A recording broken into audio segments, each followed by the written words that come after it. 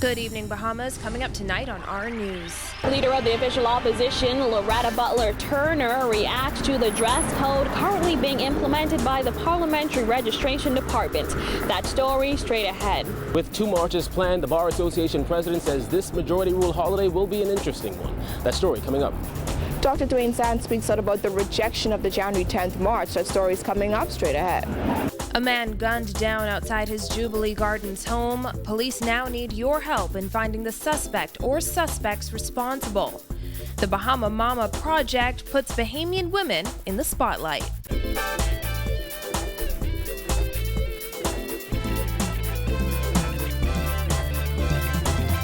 Welcome to our news and thanks for joining us. I'm Christina McNeil. Topping news tonight, leader of the official opposition, Loretta Butler Turner, is slamming the Parliamentary Registration Department for reportedly turning away women who want to register to vote in attire deemed too revealing. Our Jasmine Brown has the story. Jasmine? That's right, Christina. Butler Turner did not mince words today as she called the move by the department discriminatory. I think it's really wrong. It's reprehensible.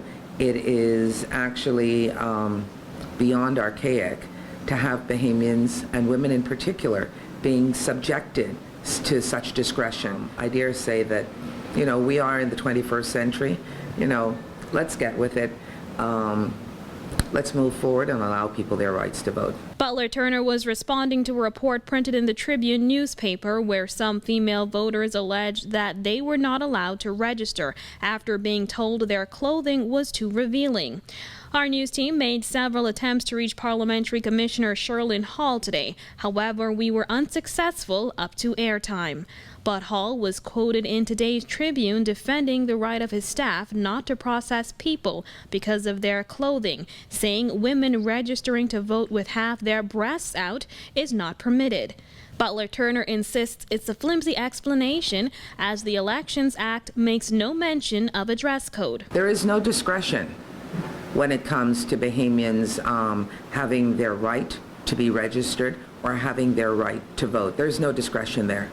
And so they need to do the job. I can understand that, when one goes to take a passport picture, clearly there are indications as to how that passport picture should be. But this is not the case in this instance. The number of registered voters in the country is around 75,000. With such low numbers, Butler Turner says the department ought to be encouraging people to register, not discouraging them. Given the sluggish enrollment of individuals to actually get registered to vote, it just seems like that the Parliamentary Registration Department is hindering the progress in that regard. Now, Butler Turner says if the Parliamentary Commissioner does not address the matter, she would like to see the Minister of National Security step in. Reporting for our news, I'm Jasmine Brown. Back to you, Christina. Thanks, Jasmine. Well, Free National Movement candidate for Elizabeth, Dr. Dwayne Sands, is calling the comments reportedly made by Parliamentary Commissioner Sherlyn Hall rubbish. Too much breast showing when you go to register. I mean, what type of rubbish are we on now? Those people that fought and suffered and were made to bear all manner of pains for the right to vote in this country would be rolling in their graves. I mean, what's next? Now you can't have no gold teeth. Now you can't have weave. Now you shouldn't bleach your skin. According to Sands, if the Minister of National Security wants to preserve his legacy, he should remove those individuals within the Parliamentary Registration Department with that kind of thinking. This ought to be a call for the Minister of National Security to revamp the Parliamentary Registration Department. It is uncommon for me to point out a single civil servant. But with the results of the referendum, the paltry, slow, inadequate, lackluster registration campaign for the upcoming general election, I think that our very democracy is under threat here with the existing leadership at the Parliamentary Registrar's Office. In other news, as plans continue for two major marches in the capital this Majority Rule Day, Bahamas Bar Association President Ellsworth Johnson says We March organizers deserve a full explanation as to why their request to occupy Rawson and Parliament Squares was denied. Kyle Joaquin tells us more. You really can't say, but I know what it appears to be.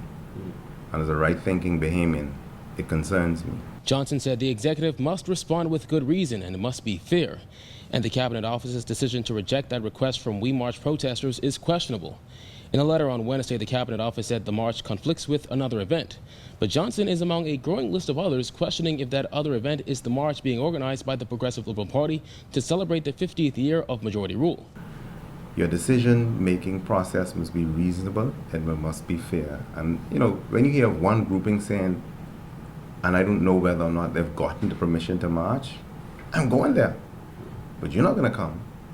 Or these are the reasons why you can't come. Or you're not even giving us reasons. He said, in his opinion, a rejection like that should only be made if there is a threat to law and order. And when I look at the persons who are deciding to march or not to march, I don't see them being a threat to national security, public safety, or anything else. I see those persons adumbrating or speaking to issues that were pre-1967. The last We March Bahamas event was on Black Friday and garnered some 1,500 people in black protesting a number of issues. John Bostwick, one of the organizers, said participants will march around the area if they have to. The Bar Association president says he's not saying the PLP doesn't have the right to march, but that there's a bad perception being given. The PLP has every right to organize and express their views. If the Haitian Bahamian decide that they want to celebrate majority rule, they do what the thing is do, agree on every right. I love Kellan so much. Strike up your rake and scrape, you have every right within the bounds of the law. But for God's sakes, don't tell me that I can't do it without good reason, without grounding it in what we believe. Now again, Johnson said come this majority rule holiday, he doesn't have any plans on staying at home. Instead, he will walk along Bay Street with the We March protesters. Reporting from Bay Street for our news, I'm Kyle Joaquin. And when contacted, the Cabinet Office would not say which event conflicts with the We March protest. Well, now the Free National Movement candidate for Elizabeth, Dr. Dwayne Sands, says the move to deny the group permission to occupy Rawson Square seems highly political. Giorgio Bain reports. With We March Bahamas organizers saying that they will press on despite receiving a letter of rejection for the January 10th march, Free National Movement candidate for Elizabeth, Dr. Dwayne Sands, says this seems like another move by the Progressive Liberal Party to trample on freedom once again. A letter issued to We March Bahamas lead organizer Renard Henfield stated that the scheduled January 10th march now conflicts with previously scheduled events for Majority Rule Day. According to Henfield, the dates were available when they formally requested the squares 4 weeks ago. According to Sands, the question now stands as to who applied for the squares first and if the person responsible for approving the request is of a known political persuasion. So yet again, this is an example of the development of a trampling of democracy. It would be interesting to see when the applications were received for the protest march by We March Bahamas and the application received by the Progressive Liberal Party for majority rule. March organizers, including John Bostwick, said if need be, march attendees would march around Rawson and Parliament Square. Sands, who fully supported the Black Friday march and boasted of the turnout, says he believes that now that the march is being met with opposition, it will be even bigger, better, and more supported than the last, and he cautions those in power to make their decisions carefully. The greatest liberators in history found that opposition of unjust laws and unjust rulings led to freedom. And so I think the government and the cabinet in particular needs to tread very carefully. Sands says he encourages the Bahamian people to look at this move to stop the march very carefully and to decide if these are the people they want to lead their country. You know, the people of the Bahamas need to look at this very, very carefully because these are some signs of fascism and totalitarianism. If indeed a peaceful demonstration is refused for political propaganda.